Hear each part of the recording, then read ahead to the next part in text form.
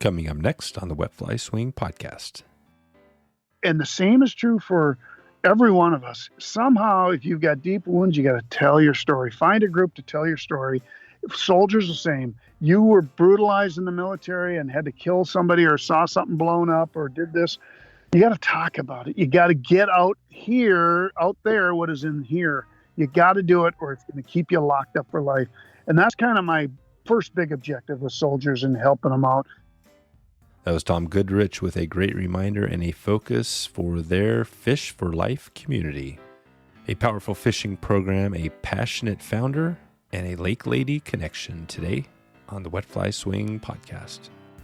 Welcome to the Wet Fly Swing Fly Fishing Show, where you discover tips, tricks, and tools from the leading names in fly fishing today.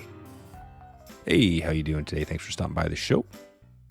We're launching a huge giveaway very soon, and actually it's going to be coming out this week, the Steelhead School giveaway.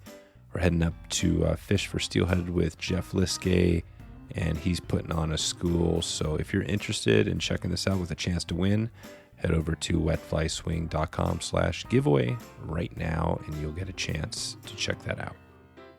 Today's episode is sponsored by LakeLady Rods, building distinctive custom rods, each created one at a time to the exact specifications for each angler. You can contact Kris right now at this number, 218-251-2626. This is the best chance to find out what Kris has going, check out some of his stuff, and the best way to support this podcast is to give Kris a call and let him know you heard about him through this podcast. Tom Goodrich from Fishing for Life is here to share his powerful story and message today. Tom connects us to some of his military background and how it shaped his outlook today. And then we get a glimpse into how he creates some of these massive events they have going on all around the country, including a portable fishing pond that they take along with them on a few of these events. I'm excited to get this one rolling and jump into it. So without further ado, here he is, Tom Goodrich. How's it going, Tom? It's going very well.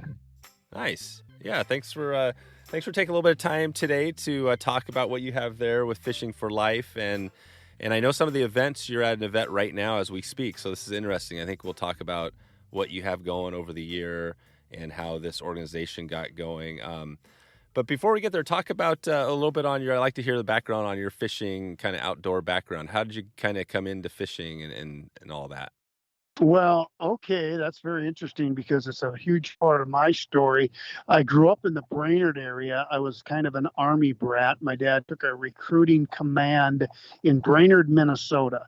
And if you know Brainerd, Minnesota, it's sort of the mecca of Minnesota fishing where Ron Lindner grew up.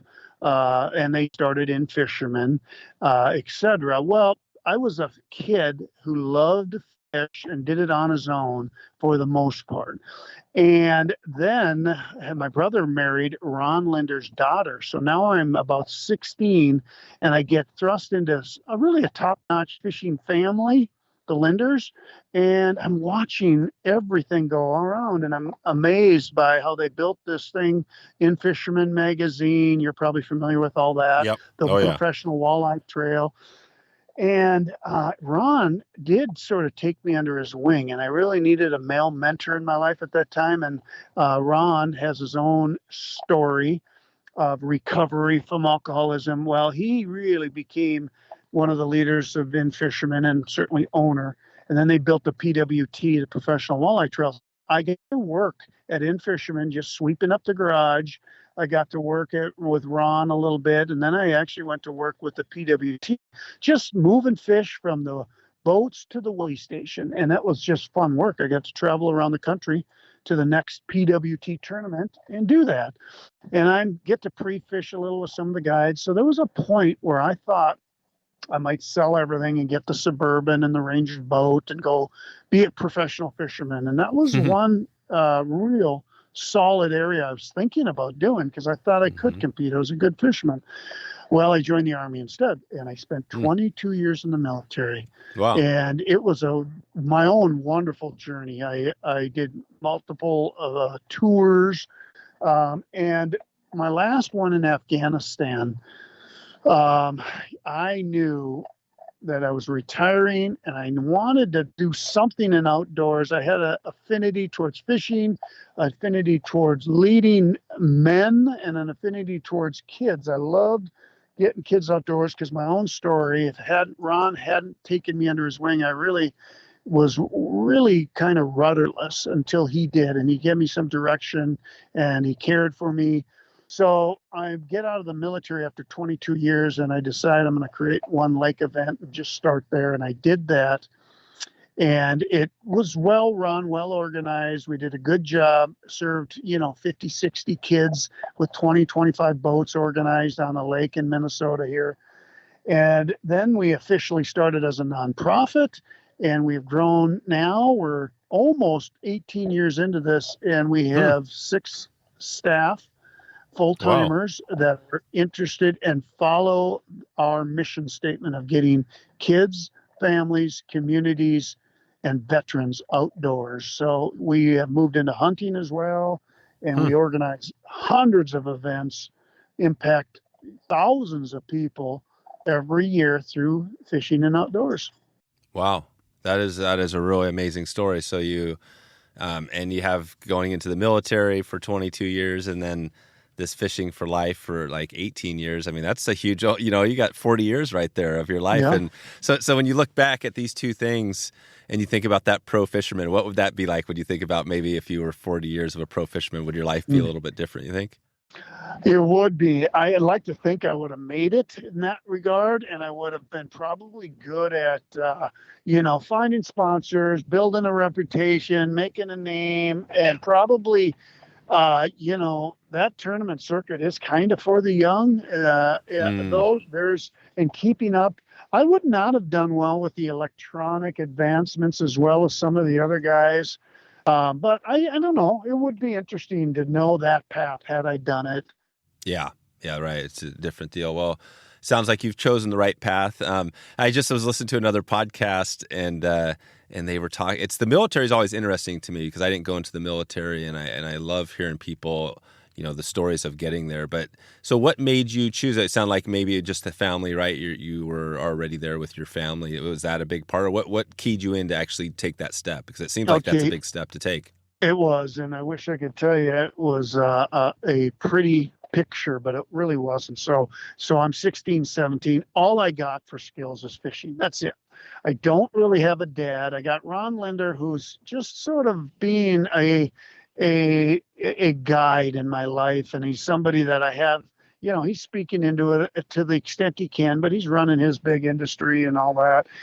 And I'm getting in trouble. So I'm either fishing or I'm getting in trouble. One of those two things. What happened was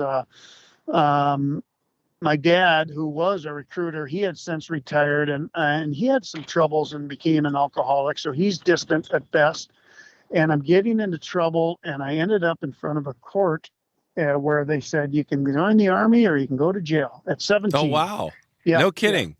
Yeah. So I go in the Army, because that's a better alternative. And I'm a knucklehead, though. I'm still a knucklehead. Right. And I'm finding my way, but at least I'm in the Army. All you got to do is follow orders. And I go in the 82nd Airborne. I'm going hardcore stuff, I'm getting into the elite armed forces. Oh, wow. And what year is this, Tom? Just give us an idea. What year is this when you joined?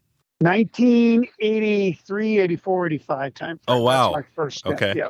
Yeah. So the only thing really going on is Grenada, if that does anything for you.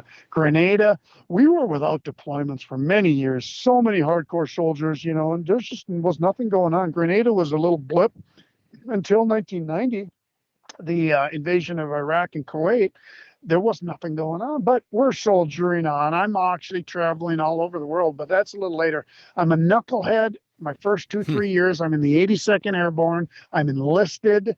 And another couple guys, and I honestly am a guy who believes in divine intervention. And God had sent a couple military guys in front of me. One of them had to say, Tom, I'm not going to let you screw up. I see something in you. And he began to build into my life militarily.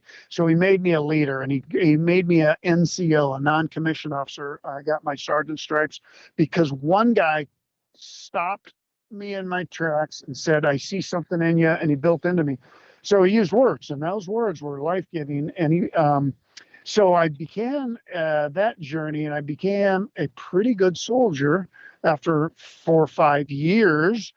And then I got my commission. The Army paid for college. I went and got my commission as an officer. And then I really, really loved leading men in combat and everything else back in garrison as well. I commanded a 125 person engineer company, everywhere from sappers to heavy equipment operators.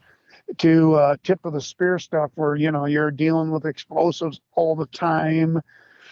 And I just didn't. And then the last 6 years, I moved into special operations and did a ton overseas. And that's how I finished off my career. So that's the military story in a nutshell.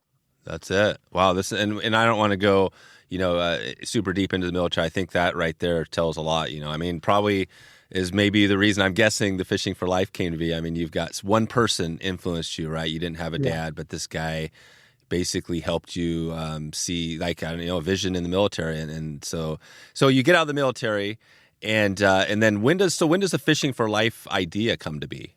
Okay, that actually was birthed in Afghanistan, believe it or not. So I'm in and out of the fishing industry a little bit. I'm still fishing here and there while I'm in the Army, all around the world. And all around the world, I'd say, because believe it or not, I tried a little fishing in Afghanistan in some streams. Nice. Just because I was running fast and loose across the country. But in Afghanistan was my last tour. And I'm like, okay, what am I going to do? Blah, blah, blah. And I really had a vision that I call it a vision, but I had a sort of inkling, a desire, a word, a vision, whatever you want to call it, towards I'm going to do this. And I kind of pressed in and mentally sort of started exercising the idea of, okay, I'm going to get out. And I started small, and I will say I was just obedient in doing the next best thing, and that was come back and create a lake event. So that all happened in Afghanistan. And I actually built a little bit of a business plan around, okay, if I start something, well, I got back into the Minneapolis area, land of 10,000 lakes, and it was a little easier for me to do. There's so many boaters up here and boat guides and stuff. I started organizing men with a vision to impact kids, and we started with one lake event, and that's kind of how it birthed. I found it easy to lead men. My opinion on this is, men, they lack vision, and even the Bible says something about that. For without vision, my people perish. Right. Well, for me, I believe that, and that is true. If you provide a great vision and a great plan and execute well, guys will follow. They will. Mm-hmm. They need leaders, visionaries, and blah, blah, blah. So I did that, and it grew. We just multiplied events, multiplied programs, and Yeah. Wow. So talk about so you had the first event, and what was the name of that first event you did? Well, we didn't ever really name them, but it was on White Bear Lake. So, and we've since, I think we call that one Fishing Frenzy. I got little names for every lake event because we sometimes now, but that was on White Bear Lake. That's a lake in the North Metro. And it was, we reached out to the North Metro kids and said, we're doing a lake event. You want to learn how to fish? You want to come fishing? And I really wanted to take kids the next step. There's a ton of programming for fishing from a dock and get drowned in a worm. And I love that. That's where a kid has to start. But I wanted to get them in boats. So my lake events are always kind of the next step. Multi-species, get out on the water. We organize a boat. We have coffee for the guides. We organize the kids. They get 2 in a boat, and they go out multi-species fishing and just catch the next best fish you can catch. And so that was the first event. That's it, the first event. And then from that first event until now, you're actually at another event. What's the event you're at now, and how have the events changed a lot in the last 18 years? Well, yeah. So this is another lake event I'm at today, and it happens to be called CAST, Community and Sheriff's Department Together. So that's the acronym. But what has happened a lot is groups have partnered with us and said, we need help. And for this instance, the Anoka Sheriff's Department is the biggest county in the state, and they got a lot of kids. And this is now 11 years old, this event. And the Sheriff's Department said, listen, we got kids who have only had a bad impression of the Sheriff's Department, meaning we had to come out there and haul dad away because he was drunk or abusive. And now we're the bad guys. And we want to identify the kids in Anoka County and give them a lake event. So they partnered with us and asked us to help. And we built a wonderful event. Serving 120 kids. We've had like 45 boat guides out at this event. And the kids come in, they're all called high-risk kids. And the Sheriff's Department has probably a third of our boat guides come from the Sheriff's Department. And they do the cooking, the food afterwards. We do everything else, organize, run it, trophies and prizes and all that. And so we're able to serve 120 kids that are high risk from in partnership with the Anoka Sheriff's Department. And that's just one of many events. When a community calls us and needs help, we often can respond like this. And you work with a number of different, you got the Sheriff's Department. Can somebody come to you? Are you open to whoever as long as they kind of meet a certain criteria, or how does that look choosing new groups? Yeah. So honestly, the first criteria is, can we take on another event? Because I'm hard on my staff. I'm a military officer and I survive on beans and bullets. And I often have to step back and say, okay, guys, even though I don't sleep, I understand you sleep. So I don't know. So we are in a spot where how do we scale Fishing for Life is a big challenge. And I'm working on that with my board. And I've got a lot of great ideas, and that may happen where we're able to scale this nationally. But we're doing 85 events a year. Wow. And one event might be a week-long camp. I've got a camp going on right now, and the kids come back today. So in conjunction with this one-day lake event, and next week I got another camp and another lake event all in 1 week. We are super busy, and there's only so many boat guides that I can organize, and my staff can only move from event to event. And, and this weekend I have a trout pond. Well, we got mobile trout ponds. If you've ever seen those on our website, they are the size of a swimming pool. And yet we move those at events. And I got one this Sunday. So somebody's got to go do the heavy lifting to set that up, get the trout there. And now kids are fishing at a county fair. Right. We are, the criteria is really that starts with, is this the right event? Are there a lot of open doors already? It makes sense. It complements everything we're doing. But I often now have to say no. I got to start learning to say no because we're at capacity. And your events right now are all kind of in the Midwest area? Yes, they are. I would say 95%. I'll get a request from Denver, Colorado to do a mobile trout pond at some big, let's call it a car lot grand opening or something like that. That's a good idea. And we say yes like because, well, and here's what happened. About 10 years ago, we were paying about maybe $500 to have a booth at a sports show, right, to talk about Fishing for Life, the nonprofit. And it was like I had a eureka moment, and we ended up buying a mobile trout pond, and now we have 4 mobile trout ponds. Wow. Well, now the sports show will pay us to be at the same show where I was paying $500 to have a booth, and we are the heroes of the show because we got the fishing. And so I've been real strategic in building Fishing for Life in our program areas, and that's one of the areas that we opened up. So So describe that trout pond. It seems like I'm picturing you pull up like one of those swimming pools and you put it up, sort of thing. How does it look, or how does it work? It's like those above ground mobile. It's 20 by 20 hexagon. So there's 8 heavy panels. And then it's got the big liners, and we set that up. And then I need to figure out the water issue, because guess what? We've learned our lessons, and every water source has different chemicals in it that will kill your trout. So we've learned a lot about that. Anyway, chlorine and treatment for this.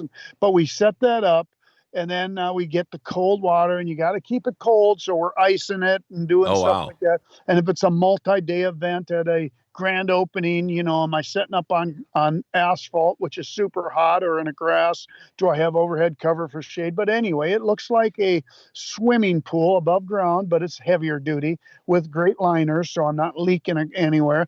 And then we bring our trout in after everything's all dialed in.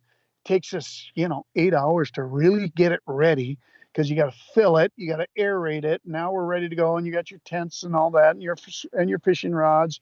And now we bring in our trout, and these are rainbow trout. Normally, I've done some multi-species. I've done some catfish ponds down south, but in general, trout are the most hardy fish available. They will bite in captivity, and yeah, that's kind of my criteria. I've taken sunfish, bass, northern pike, and they don't bite in captivity. Right. They're fun to look at and Yep. great to eat, but they don't work.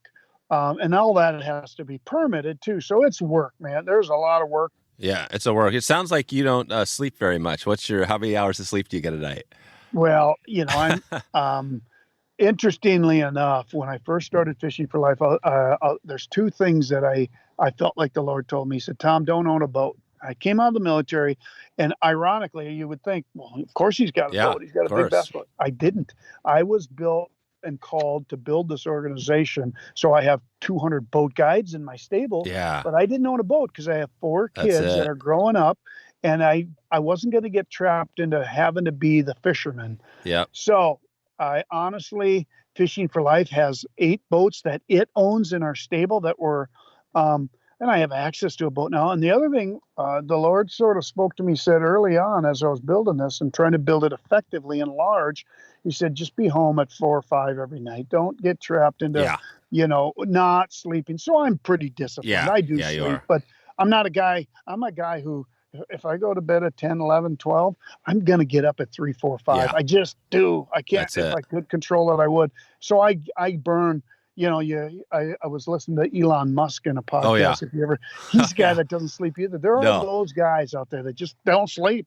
They would rather work, and I kind of built in that model as well. Yeah, that's the same thing. Nice. So are you on all these events? Do you go to? Are you kind of at all these events still kind of doing that, or do you have like key people that know and are leading it? I'm trapped right now in the typical entrepreneurial conundrum of, if you hear about businesses who are trying to transition to saying, all right, the owner no longer wants to be a slave to the business, and yet giving it up and finding the right people and then having systems that you don't have to be there is where I'm at. I'm trying to get there. I've got 6 staff. I've got a great COO, operating officer, and I'm sort of, honestly, I'm 50% there. Like the trout pond this weekend, I'm not touching it. I don't want anything to do with it. And that's it. That's awesome. So I'm in that weird mode where I'm trying to not have to be a slave to everything.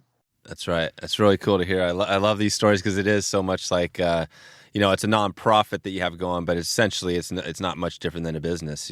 Trying to get to that point, like, okay, how do I scale? Do I scale? Mm-hmm. Because you got to bring on more people. That costs more money. So you got to do that. Right. And, this is really cool. I love this story. So we were connected, Kris at LakeLady Rods connected, and I think he's somehow connected to you. And we ran this giveaway. We kind of do, not quite at the level you're doing, but we do some giveaways too. And Jana won this custom rod that Kris built. And it was really cool because she has this really interesting story, and I'm hoping to maybe get her on the podcast as well. But she's got, I think, like a disability and some stuff like that. But I believe she's also connected to, your group. Talk about that. Like, who are the people, Like, who are the people that are kind of going to these events? Is this just a certain group, or is it pretty diverse? It's very diverse, because when you talk about Jana, I'm going to share a little bit about her that she openly posts on Facebook. So I think I can. Oh, yeah. Yeah. Jana, I see her 3 times a year, and she's pretty exclusive to what we call our REI program, Reel 'em In. And that is Fishing for Life has 8 programs. And one of the programs, like trout ponds I've talked about, like lake events I've talked about, REI is the collection of old rods and reels and tackle boxes, then the rebuilding, and then the distribution. So somehow she got connected to the REI program. She shows up and helps us rebuild. And she's always goes to them. So she's one of our experts. So when she shows up, we partner, we say, you're in charge of this department of, and what we do is we take over giant, first of all, we collect nationwide. People are calling me every day. I get an email, call, or text from, normally it's a widow saying my husband died. What do we do with all this stuff? Right. So we take in the stuff. And then, a semi truck filled twice a year. I'd say that's how much stuff we get: rods, reels, tackle boxes, and outdoor gear. Now, the rebuilding process is I organize companies who will give me 30, 40, 50 employees at a time. That's how I really get it done. So for instance, I have a Cummins diesel, and we take over the YMCA gymnasium in the spring, and Cummins diesel comes out with 50 employees, give us a day of service, and they rebuild. Now we have the challenge of being well organized. So we have 9 stations, and Jana will work one station. She's really good. And she goes through all the rods and reels and separates total junk from serviceable to really good to vintage, antique. Those are the kind of, and to musky gear, to fly gear. She's good at quickly getting a couple extra volunteers with her, sorting it out.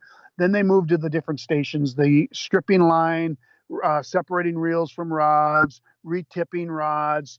And then we have tackle box stations, which are emptying tackle boxes, cleaning them out, cleaning the gear, and then reassembling tackle boxes so they're fit for a gift to a kid. So that program, Reel 'em In, has over 500 volunteers alone. Wow. When you think about all the companies we set up these rebuilding events, we have 500 volunteers, and Jana really supports that one.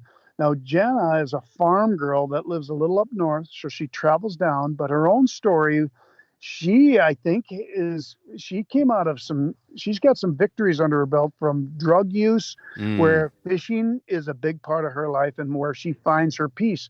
And she often celebrates her victory over, I think it's crack. Mm-hmm. And she's got her act together, and she's been around forever, and she's doing well, but she's got her own story. Wow. And so somehow, yeah, you're right. Jana won that fly rod. Yep. Good for her. She serves within the Reel 'em In program capacity.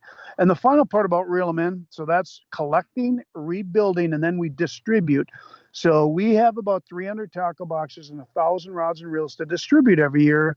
And what that looks like is I get hits from all over the country saying, hey, I'm taking this trailer park, the kids out fishing. I need help. You got gear? And we do. And then we get it shipped off to them, a bundle of 15, 20 rods and maybe tackle boxes. And we just keep moving product. Keep moving stuff. So basically that's it. You'll have the group, you have the gear now, and then you'll hand it out. You'll find another group that comes to you and says, we need some gear for an event, or might be one of the events you're setting up. Yep. Yeah, there's a lot of channels we distribute through. Wow. How do you come up with like this event? So the Reel 'em In, how do you come up with the idea, and does it evolve as you go? Because this sounds like pretty amazing, right? All these things, these levels. Does it start small and then are you the one coming up with all these ideas? Pretty much. I get to be, in an entrepreneurial business or organization or nonprofit or ministry. You kind of have a visionary, and I see some trends that work, like trout ponds. I noticed there's hey, why don't we have our own trout ponds? I need it for revenue. It'll keep a couple of my summer camp staff maybe employed year round, and also puts us in the middle of winter at a sports show. So I see things, and I'm also attracted to shiny objects. So so I have a board that says, I love it, but let's run it through the checks and balances here. Yeah. And here's another thing I will tell you that's kind of a secret sauce for Fishing for Life. I give up complete control and power to my board early on. And what that means is I've seen a lot of nonprofits start up, they last 1 year, 2 year, and they might be built on the backs of a guy's ego because he wants his name involved and blah, blah, blah. I recognize that if I'm going to have success here, I'm going to trust that I could assemble a 9-member board, and they're going to make the best decisions and have ownership, but they could fire me tomorrow. It's not an easy pill to, and I've thought about that once in a while thinking, wow, I got to A, keep my nose clean, B, be the right guy. But I've also, with that, is a tremendous amount of freedom. It means, hey, if they fire me tomorrow, guess what? I can go do something I want to do. I'm a slave right now, and you know what I mean. And they won't. Yeah. But giving up that sort of control it's a step of faith, and not a lot of guys would do that No. because they want protection, they want control, they want. Yep. I'm a kind of a control freak, but at the end of the day, if I gotta do a good job, Yeah. and I want to be accountable to my board. I love that. Yeah. So I'm curious, this is just kind of a random one, but out of all the gear, is there much fly fishing gear, or is it mostly, is there any fly fishing gear in there mixed in? Yes, there is. And well, okay, here's what I'm going to tell you, 75 for fly fishing gear has got me a little bit betwixt, because I got musky gear, no problem. Yeah. Fly fishing gear, the stuff I get is antique level. Oh, and right. it is Yeah. like, a lot of bamboo. yes. And I have groups that are saying, hey, I'm taking kids in Montana fly fishing. I live out here. Can you get me gear? And I'm like, oh my gosh, I wish I could. Right. I don't want to send, and I do not know fly fishing gear as well. So I even have a hard time saying, is this junk or is this something like, Yeah. right. And and I will tell you, I have had one guy one time donated a ton of stuff to me, and it was all fly gear, top shelf. He was from New York. I said, when it shipped to me, I said, what is this? He said, Tom, he had to be wealthy. He must have given me 20 brand new rods, Oh, 20 wow. brand new reels, and they were all brand new, top shelf, every different name brand you could think of, Orvis on down. Right. And it was like, wow. So that gear, I give out half of it, and the other half, we're doing 2 fly fishing camps next year. Oh, nice. Because I've got a pool of 4 or 5 guys that are now saying, I love fly fishing, Tom, let's get it on.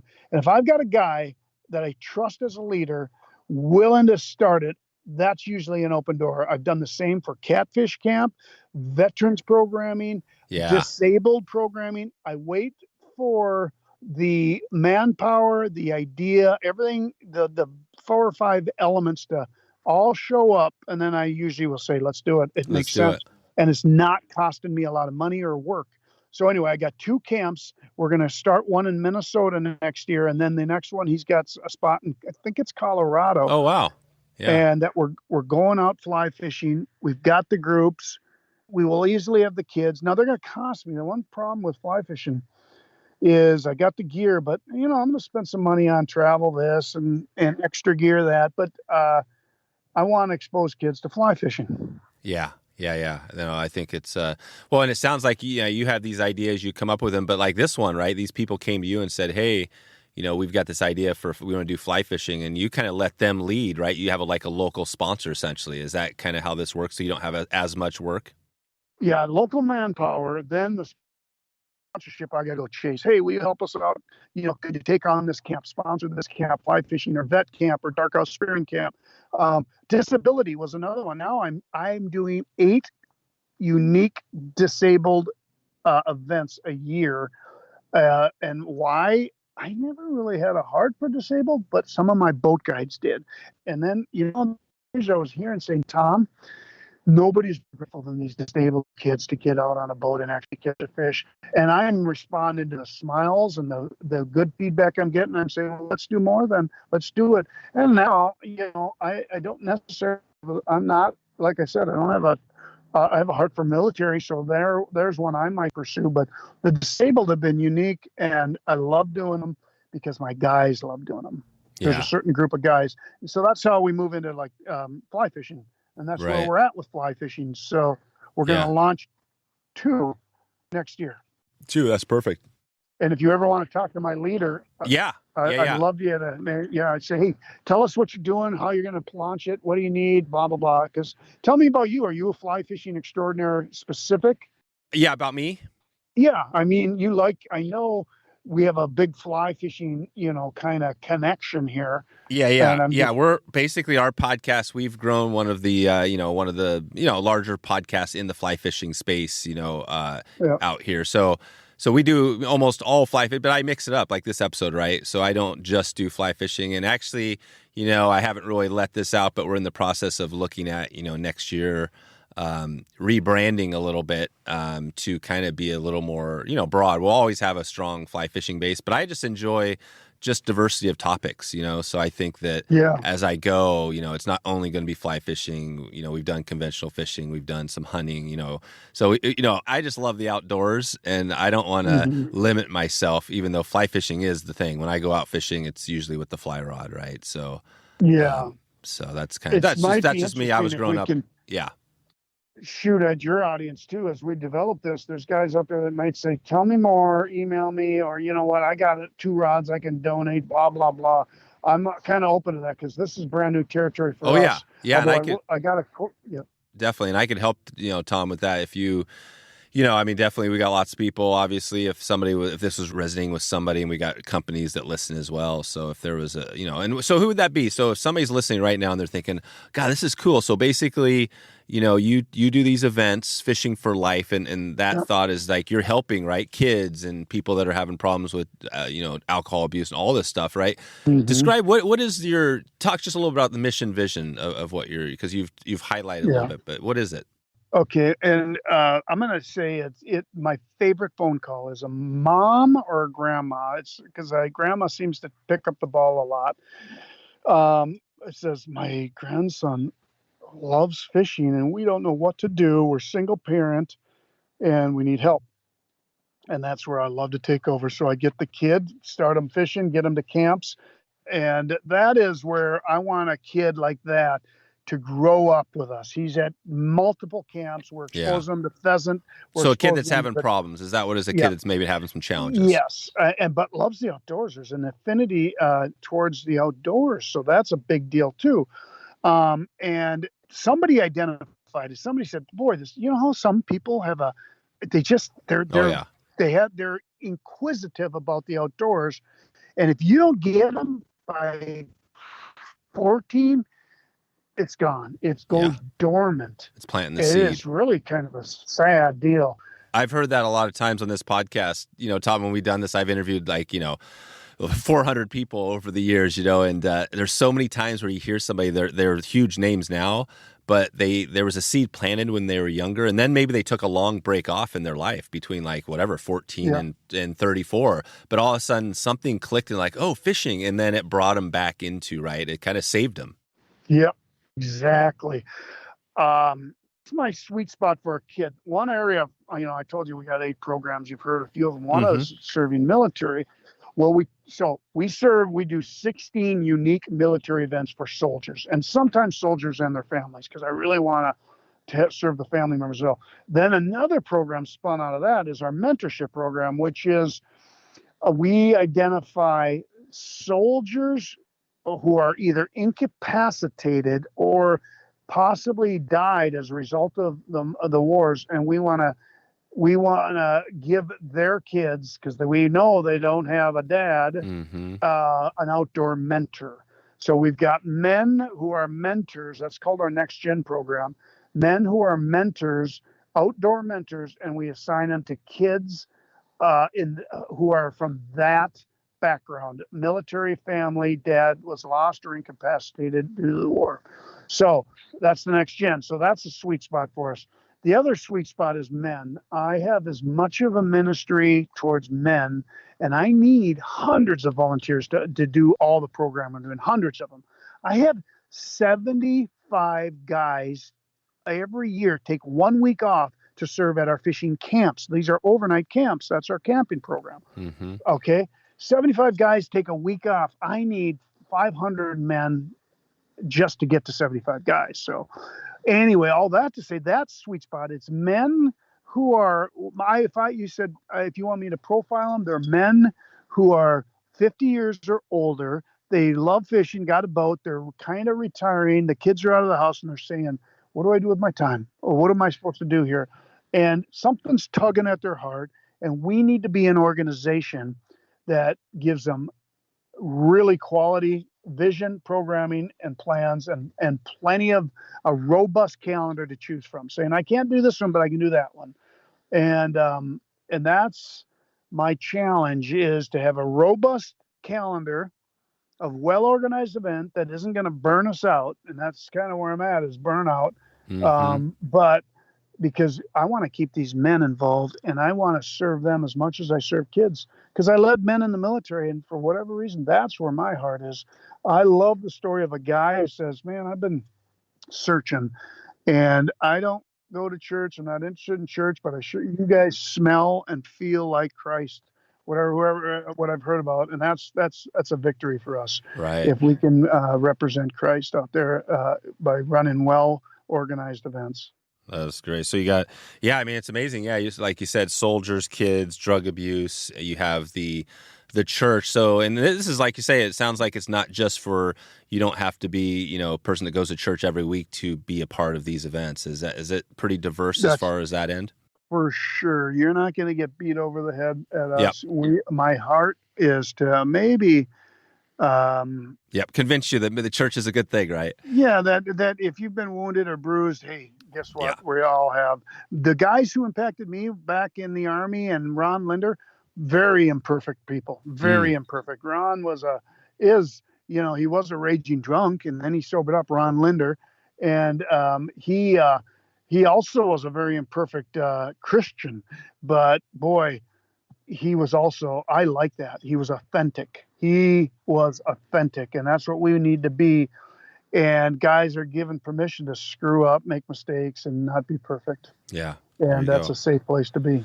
Well, and I'm again thinking, listening here, if somebody had, you mentioned the fly fishing, it sounds like if somebody came to you and said, hey, I got this idea. So what if somebody had an idea, they had this group of people, maybe it's drug abuse or whatever, alcoholism, and they feel like we can do something here. They have an idea for an event. What would be the next step to check in with you to just, to get that rolling if it's possible? Well, that's an interesting, because I'm going to assume they're not metro. If they're near me, I'm going to say, hey, we need to get to know you, because I have to, let's face it, there's child predators out there that want to act with the kids. Right. So I got to vet a guy, right? Now we are, so I will say, hey, join us at a one-day lake event. You're not staying overnight, because we got a background check and do that if it's a camp, and then I start looking at them, and then I find out what's their affinity. They love vets, or they love fly fishing, or they love disabled, or they love just kids.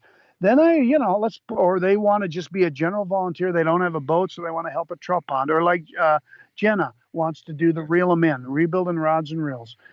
So we have all this programming, and I want to get them into a spot where they feel like, I love this. I get it. I want to be here. So we have all these programs.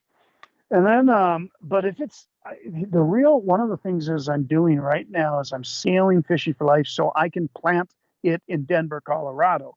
And I've got a plan and a vision, but this takes some money and a few years to do.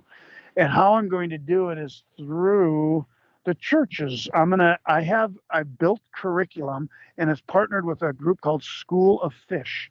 So what's going to happen is I want to be able to go to, let's call it a church in Idaho, right? Whatever, Coeur d'Alene, wherever it is. Sure. And I'm going to say, we've got some cool outdoor curriculum built. All I need, and then it's combined with fishing skills, and it's combined with some curriculum. Now, church, will you take this and get 7 men to teach it on Wednesday nights to a needy group of kids in your location? And if they say, yeah, we're interested, because it's a great way for us to evangelize and attract kids here. And we got men that are underutilized in our church.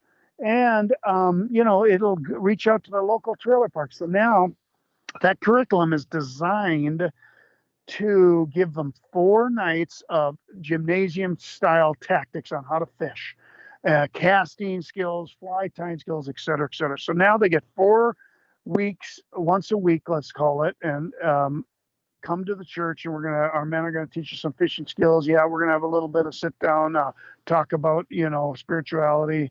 And then it's going to culminate in let's go fishing. So it can be used for trout, can be used for lake events, could be used for muskies, whatever it is that community and those men want to do. We've got the curriculum built. And so my fear is you've got an audience out there that's going to call me from Des Moines, Iowa, and say, I want to help. I don't know what to do, but this. Yeah. this is how I'm going to get it done. I'm going to Yeah. talk to that guy and say, will you help us I love in that. a local church? Okay, Yeah. yes. And then we will send that curriculum to the guy, send the fishing rods to the guy. He's got everything he needs for a turnkey event, Right. and I put him in play. And That's he could cool. even say, I only want to serve military kids. All right, fine, military kids. Or I want to serve disabled. Okay, then fine. The curriculum is generic enough that it can work with any people group that the man might want. Because I do want to, I want to be smart and say, I'm going to serve the people you want to serve. I don't want to force them into, don't force them. and so that's kind of how I'm going to scale Fishing for Life. And I've got about 2-3 year journey, and maybe in 3 years you'll be seeing Fishing for Life across the nation because we figured it out. That's how I'm going to get there. Yeah, this is great, and I think it sounds like a great idea, and that's why the church is so powerful, because you've already got this, community and people that are already giving back, right? I mean, that's the thing. So it's I could see coming in with the fishing thing, like, here it is, here's the curriculum, we got this thing, boom, as opposed to coming into some person or some group that has never done any sort of organization or right. So I can see that's power. What would be your advice? So just on another thing, so somebody comes in here, maybe they're not going to do your event, but they want to create their own event. Like what do you tell somebody? They're like, oh God, how do I start an event? What would be one word of advice for them? Don't be afraid. Small is not bad. I have too many guys, they just see big vision. And yet they realize they may start and say, it's too big, I can't possibly. So start small. Do 3 boats, 6 kids. There's nothing wrong with that. In fact, it's a biblical deal. Do not despise small beginnings, but be obedient to the vision or the mission. Don't get caught up in it's got to be big and a robust or it's a failure. 3 kids, 3 boats, guides. So I would say be okay with starting small because it actually is safer. It gives you protection. It allows you to see things and learn things. You're not on a big scale where you have more at risk. So that's kind of that's a great my tip. advice. It's a great tip, and I always go back to my funny saying: the riches are in the niches, right? Kind of a business thing. Like it's always good. A lot of times to start small because then you serve your audience. You got this really narrow group of people, and then you could always expand out later, like you're doing, right? You got this thing now. You got this vision, like, hey, fly fishing around the country. Even though you started out like, what was that? The first event? It was just a tiny little event. Was that your first event? Pretty small. Well, I did start, maybe you would consider bigger, 20 boats, on Wiper. It wasn't smaller in that regard. Yeah. But what's your big event now? What's like, that's 20. How many boats are in an event now? Oh, you know what? Still, we have the problem of the DNR will only allow so many boats on a lake. Oh, right. Our biggest event is probably 50 boats serving 150 soldiers called Armed Forces. I've got a bigger. What we call Holes for Heroes is on the ice. And I organize, now I'm up to 15 different lakes, all participate on a one-day event called Holes for Heroes on the ice. So we're ice fishing. And I've got leaders on every lake. And we have probably somewhere around 1,300 people served, and mostly soldiers and their family members. So I picked 15 different lakes across the state of Minnesota, find leadership at each lake, give them guidance, and then we're all hooked up via the internet. So everything happens. We all start at the same time. We have the same tournament, same prizes. Everyone's competing, but the group on the 15 different, each 15 different lakes have to have like 4 or 5 main ingredients. They got a food, they got leadership, they got guides, and they got the equipment. And if they do have all that stuff, then I will stand up that lake as an official lake. Perfect. Nice. Well, this has been awesome. I feel like we can continue talking here another hour. I mean, I've got some things. One thing I don't want to leave. We're going to get out of here in a few minutes, but I was reading somewhere about. I think maybe you wrote a book when you were in the military. Maybe it was for your son. Was that part of the talk about that book? Did that book ever get out there? Is that published? No. Yeah. I got the book. I'm surprised you must have found that. I wonder where you read that. I'm not sure. The book, no, I did. I wrote 50 short stories about some military experience, tried to tie into a biblical sort of analogy, and it was for my son. And I never went to print with that, and that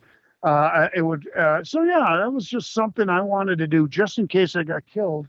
Right. overseas, and I wanted to have something. So I did write 50 it's probably 35 short stories of stuff. And I've thought about it. Who knows? I'll reinvent at some point. I'd have to redo it It's all there. because I've learned so much more now. But yeah, someday. Yeah. And take us to, again, we mentioned the military, and I'm always interested in this because I was never involved in it, but you were in, Afghanistan, things like that. I mean, what is that military? Obviously it's changes your life, but when you're there in combat, what does that feel like? I mean, I know you can't explain everything, but is it something where is it trying to get to a place where it's just, it's doing business? It's just you're there, or, take us to there a little bit. Well, okay. This is kind of, I think I'm unique in a few different ways. I was a leader, an officer, and I didn't really have time to have not to be, in charge or to let my guard down. So when you ask the question about is it more routine in the combat, for me, believe it or not, it was. And I actually surprised myself because I didn't know what to expect. And I don't ever want to say I was like without fear, but I was, and I had terribly great composure, and I don't even know why, and it still kind of baffles me, where I did see people who were different than that and needed more of a holding hand, and it's weird. And then you think about PTSD, and I have to be patient with men, and I'm kind of robotic at times. And then I got back after 20 years. So, I was a basket case at 17 and went in and had no skills. And then the Army taught me all these skills, and I was really good at it. I became quite robotic. And then I get back and I got a wife and 4 kids I started to raise. It doesn't work in that environment. So I've softened. I've had multiple years of therapy, and I'm an advocate for, I pay a guy to talk about my issues because I need it. And it's just, and guess what? If you don't pay for it, you won't really listen and follow. So I pay a guy, and he's my therapist. And he helped me through the early years of some PTSD stuff. He's helped me in raising kids and being a better husband, blah, blah, blah. So the experience in the military was weird for me because, boy, I needed the military. It taught me skills, but I became kind of robotic in that regard. A great leader, I think, a good leader. And yet, it was different scenarios. And now I get to deal with soldiers who are broken, man, and they can't, because the military made mistakes. They made mistakes. There was ugly situations. And I love, trying to impact their lives through our organized events and putting them in the right environments with soldiers, other soldiers. So really my objective is tell your story. Because, even Ron Lindner, let's talk about Ron Lindner In-Fisherman. You know what? The truth is he was delivered from alcoholism. And then you know what he had to do? Tell a story. Time and time again. He had to admit, I'm broken, I'm weak, there is a God and I'm not it. And the same is true for every one of us. Somehow, if you've got deep wounds, you got to tell your story. Find a group to tell your story. Soldiers the same. You were brutalized in the military and had to kill somebody or saw something blown up or did this. You got to talk about it. You got to get out there, what is in here. You got to do it or it's going to keep you locked up for life. And that's kind of my first big objective with soldiers and helping them out through fishing, through our outdoor events, provide an environment. And it may mean we have a beer and we loosen up. So now I've got an environment where you're not getting blasted, but you are loosened up, and now we share and tell our stories, and that's the beginning. I can only take them so far down the road, though. The deep work has to be done by God and professionals, because I can't do it all. No, you're there. Well, and this is kind of on a similar track, and this is kind of an extreme show. I would have never watched this show, but there's a show out there called Barry, and Henry Winkler. I interviewed Henry Winkler, the Fonz. You remember Happy Days back in the day? So he's a fisherman, and I interviewed him, but he just won an Emmy for this show, Barry, right? But Barry is a really crazy show because it's about this guy who literally was in the military, killed some people in the military, and then when he came back to the U.S., his uncle essentially was like, you know what? here's what you could do. And he trained him to be a hitman. So it's this crazy story, right? But Henry Winkler is in, he won an Emmy in this actor thing. But again, it's that guidance, like you're saying. Like somebody comes out of the military, they need guidance sometimes, right? These people need somebody. Absolutely. And it sounds like for you, right, you're maybe that first step to giving them some guidance. And then, then you got professionals. So, this is amazing, Tom. I mean, I think, anything before we get out of here you want to kind of leave us on? There's somebody out there in your audience, I bet you, that says, I get this vision. I want to help. And even financially, and really where I need it is I got to launch this thing nationally because I think I can scale this. I think I can mobilize men in communities like Coeur d'Alene or Des Moines, Iowa. Yeah, or Texas. And so wherever. If you show me a community of one man, I'll get the material, the gear that he needs. And anyway, I don't know. I guess that, there might, and only if it's tugging on your heart, we may be the right organization for you to partner with. I'm going to start 2 fly fishing events. So maybe some of your audience says, I can help them out with some gear. For sure. And not only do I got to do 2 fly fishing camps next year, I do have 3 groups out there saying I need fly gear, and I can't quite get them because all I got is old vintage stuff that's been donated. I don't quite have the level that they need. So maybe there's guys out there who says, I know how to organize a fly fishing stuff. If you get it to Tom Goodrich, I'll have 500 volunteers working on it, and I'll get it out to kids who need it. That's it. Where should we send those people if they have some gear and they want to donate? Where do we send them? Tom@fishingforlife.org. Tom@fishingforlife. That's me, because I still handle that end of it. I probably need to get away from it, but for the next year or two, I'll be the point person for those just wondering about Fishing for Life. So Tom@fishingforlife.org. Perfect. And what on a trade show, I wanted to get this too. So it sounds like you do some trade show. What's the biggest trade or one of your most enjoyable trade shows out there you do? I like the Muskie Expos and Turkey Deer Classic. I like the special shows because those audiences, Fly Fishing Classic in Minnesota, you got big sports shows, but then you got the small ice fishing show in Minnesota. It's huge. Everyone's coming because they want the best and the greatest and the latest in ice gear. So I guess Minnesota's got a great Fly Expo. Yep. I kind of like those shows for some reason. Those are the better ones. The small ones. All right, Tom, well, I'll let you get out of here. This has, again, been amazing, and we'll send everybody out to fishingforlife.org. And, thanks for shedding some light on this. I think this is an amazing event, and we will do our best to connect people with you as we move along. All right.